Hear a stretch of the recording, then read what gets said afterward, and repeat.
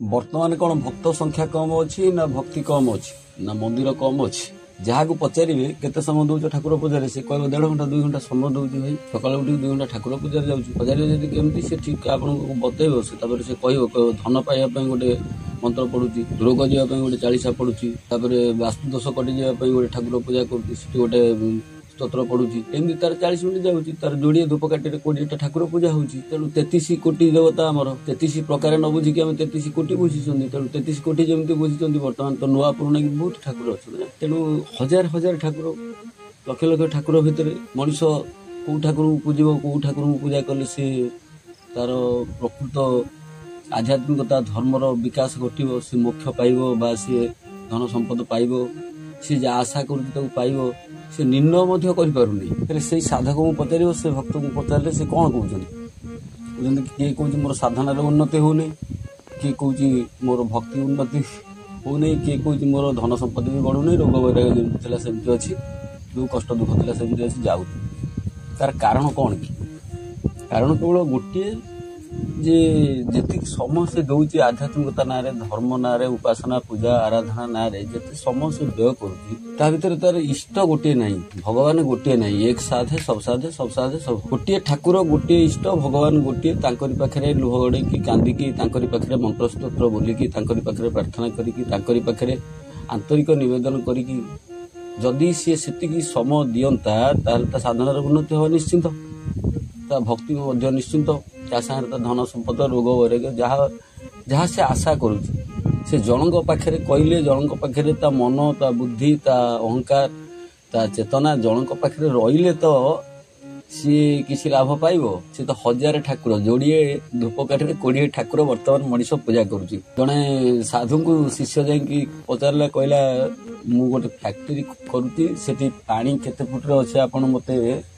कहतु सी ध्यानस्थ होगी साधु कहले 80 फुट पानी बाहर सी जाकि 80 फुट खोलला आसिक कहला नाई पानी बाहरुनी आपण मिछ कहते आउ थे देखु सी पुणी ध्यानस्थ हेले कहले मो कथा तो सत्य कदा भी मिथ्या हम नहीं सी सांगे गले जाकि से जमी उपर पहुंचले जमी उपर पहुंचिकी देखिले सी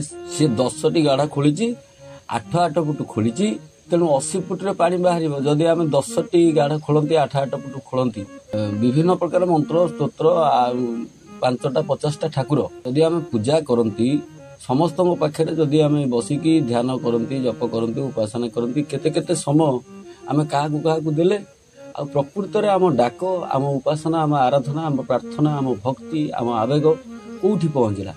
आम चेतनार विस्तार करें कौ ठाकुर साहाय्य आमको करेंगे क्या पाखे आम समय देते जो 80 फुट पानी मिलवा कथा से जदि 8 फुट 10टी गाढ़ खोल जाए पानी मिल कि मिल नहीं तेणु आमर ठाकुर पूजा आमर भगवान उपासना एमती खंड विखंडित तेणु हाथ में बरणमाला धरिकी बुलूँ क्या बेकर गलई पारना किए आमर स्वामी किए आमर इष्ट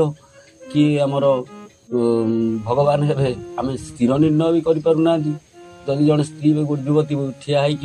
कह समस्ते गाँव समस्ते मोर स्वामी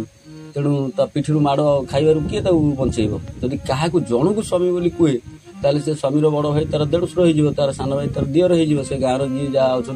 कका खुड़ी दादा कुटुंब संबंधी समस्ते सी तार से संबंध सब जोड़ी हो जदि जगन्नाथ स्वामी आम कहली जगन्नाथ महाप्रभु जदि आम स्वामी हेले तार बलभद्र आम कौन हे आपने विचार करूँ भूमि सुभद्रा आम कौन हे विचार करूँ जदि किए राम को स्वामी बोली कहूँ लक्ष्मण कौन हे विचार करूँ जन को जदि आप वर्ण कले ताहले जन को इष्ट मानिले जन को स्वामी बोली आपण मानि नेले एकम मेवा द्वितीय शरणम जन को जदि आप भाविबे इष्ट बा स्वामी ये एकानुरक्ति एक आसक्ति एक प्रति अनुरक्ति एक नाम जदि आपणकर भितरे सेई जनकर नाम जनकर रूप जनकर लीला जनकर महिमा जनकर धाम जदि अनवरत से चिंतन से मनन हुए तेबे से डाक से कथा से आवेग से प्रार्थना से भगवान पाखे पहुँचे आम नाना प्रकार एक्सपायर मेडिसिन खाइले कौन हम गुरु प्रदत्त बा जहाँ को आप मानि नहीं जी आपन को भल लगुंट जी आपण को अंतर में आस्थान जमाई सारी जहाँ को आप शयन सपन जागरण जी आप झलक आसुंच से जड़े से गोटे ईश्वर भगवान जहाँकर रूप ଆପଣଙ୍କୁ ଭଲ ଲାଗୁଛି ତାକୁ ଆପଣ ହୃଦୟରେ ରଖି ତାକୁ ଆପଣ ମନରେ ରଖି ତାକୁ ହିଁ ଚିନ୍ତନ କରି ତାଙ୍କରି ରୂପ ତାଙ୍କରି ଗୁଣ ତାଙ୍କରି ଲୀଳା ତାଙ୍କରି ମହିମା ତାଙ୍କରି ଧାମ ଯଦି ଚିନ୍ତା କରନ୍ତି ତେବେ ଅନ୍ୟାୟାସରେ ଯଦି ଗୋଟିଏ ପାଦ ଆଧ୍ୟାତ୍ମିକ ଦିଗରେ କିଏ ଯାଏ ଧର୍ମ ଦିଗରେ ଯାଏ ଈଶ୍ୱର ଆରାଧନା ଦିଗରେ ଯାଏ ଭଗବାନଙ୍କୁ ଜାଣିବା ପାଇଁ ଯଦି ଇଣ୍ଟରେଷ୍ଟ ନିଏ ଗୋଟିଏ ପାଦ ଈଶ୍ୱର ନିଜେ ସ୍ୱୀକାର କରିଛନ୍ତି ସେ 10 ପାଦ ଆସନ୍ତି। ତେଣୁ ଭଗବାନ ମଧ୍ୟ ଅନେଇକି ବସିଛନ୍ତି ଜଗନ୍ନାଥ ମହାପ୍ରଭୁ ଅନେଇକି ବସିଛନ୍ତି ଜଗନ୍ନାଥ ସ୍ୱାମୀ ସେ ପରମ ପୁରୁଷ ପରମ ପିତା ସେଇ ପୁରୁଷୋତ୍ତମ ଆମ ପ୍ରିୟ ଆମ ପରମ ଆମ ଜୀବନନାଥ ସେ ଜଗନ୍ନାଥ ମହାପ୍ରଭୁ ସେ ମଧ୍ୟ ଅନେଇକି ବସିଛନ୍ତି ଯେ ଆମକୁ ପାଖକୁ ନେବା ପାଇଁ ଯେତେବେଳେ ଆମେ ଏକନିଷ୍ଠ ଭାବରେ ଏକ ସାଧେ ସବୁ ସାଧେ ଏକ ଜାନେ ସବୁ ଜାନେ ଏକ ମାନେ ସବୁ ମାନେ ଯିଏ ଏକନିଷ୍ଠ ଭାବରେ ଗୋଟିଏ ସ୍ୱାମୀ ଗୋଟିଏ ଭଗବାନ ଯେତେବେଳେ ଆମେ ସେଇ ଜଣେ ବୋଲି ନିର୍ଣ୍ଣୟ କରିକି ଆମେ ତାଙ୍କ ପାଦ ତଳେ ସମର୍ପିତ ହେଇଯିବା ସେତେବେଳେ ସିଏ ଆମ କଥା ଶୁଣିବେ।